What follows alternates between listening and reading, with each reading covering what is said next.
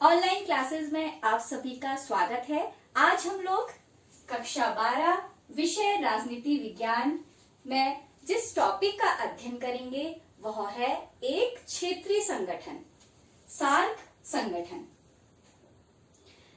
इसको हिंदी में दक्षेस भी कहा जाता है। साथ ही हम कोविड-19 महामारी और सार्क देश के विषय में भी अध्ययन करेंगे। तो सार्क SAARC यानी south Asian association for regional corporation, इसको हिंदी में दक्षेस भी कहा जाता है। दक्षेस यानी यानी दक्षिण एशियाई क्षेत्रीय सहयोग संगठन। तो अब आप लोग समझ गए होंगे कि दक्षेस दक्षिण एशिया के 8 देशों का एक क्षेत्रीय राजनीतिक और आर्थिक संगठन है, जो दक्षिण एशिया के देशों ने आपस में मिलकर बनाया है। सार्क की स्थापना कब हुई तो जानते हैं। इसकी स्थापना हुई 8 दिसंबर 1985 को और यह स्थापना हुई ढाका, बांग्लादेश में। सार्क का मुख्यालय काठमांडू, नेपाल में है।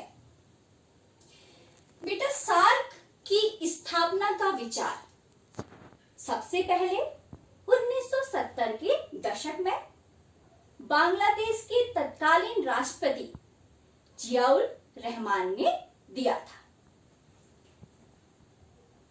सार्क का उद्देश्य है दक्षिण एशियाई जनता के कल्याण में वृद्धि करना, अर्थात शिक्षा और स्वास्थ्य संबंधी विकास कार्यों में आपस में सहयोग करना। सदस्य देशों में आपस में विश्वास एवं सहयोग को बढ़ावा देना, आपसी विवादों का समाधान करना और दक्षिण एशियाई देशों की राजनीतिक, आर्थिक, सांस्कृतिक विकास हेतु आपस में सहयोग करना। अब हम लोग जानते हैं दक्षेस जो संगठन है उसके सदस्य देश कौन कौन से हैं, किन किन देशों के द्वारा दक्षेस की स्थापना की गई। तो सन 8 दिसंबर 1985 को जब सार्क यानी दक्षेस की स्थापना हुई, तब दक्षेस में 7 संस्थापक सदस्य देश थे, जिसमें भारत, पाकिस्तान, बांग्लादेश, मालदीव, श्रीलंका, नेपाल और भूटान। 8वां देश अफगानिस्तान 2007 में सम्मिलित किया गया। अब हम लोग दक्षेस के सदस्य देशों को इस मानचित्र की सहायता से समझने का प्रयास करते हैं। तो देखिए, सार्क देश जिसमें भारत, बांग्लादेश, नेपाल, भूटान, श्रीलंका, मालदीव, पाकिस्तान और 2007 में अफगानिस्तान को सम्मिलित किया गया दक्षेस नामक संगठन में। तो इस प्रकार दक्षेस के 8 देश आपस में सहयोगपूर्ण व्यवहार करते हुए सदस्य देशों की जनता के कल्याण की वृद्धि के लिए एकजुट होकर कार्य करते हैं। अब हम लोग आगे जानते हैं उद्देश्य।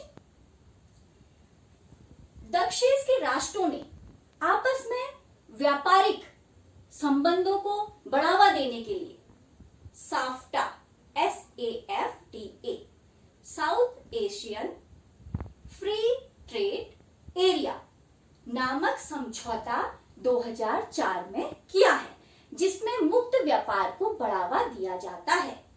1 जनवरी 2006 को यह साफ्टा समझौता लागू हो गया। यह क्वेश्चन भी आप लोगों का पूछा जाता है। अब हम लोग आगे जानते हैं कोविड-19 महामारी और सार्क। बेटा आप सभी लोग परिचित हैं कि इस समय विश्व कोविड-19 महामारी की चपेट में है। इस समय भारत की क्या भूमिका है? तो हाल ही में भारतीय प्रधानमंत्री ने सार्क के देशों के राष्ट्राध्यक्षों की एक वीडियो कॉन्फ्रेंसिंग के माध्यम से बैठक ली और एक नवीन पहल करते हुए कोविड-19 इमरजेंसी फंड स्थापित करने का विचार दिया।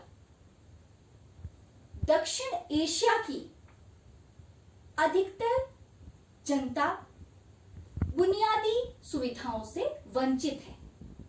यहां पर स्वास्थ्य संबंधी सुविधाओं का अभाव है। एक आबादी ऐसी है जो निम्न आय वर्ग से आती है।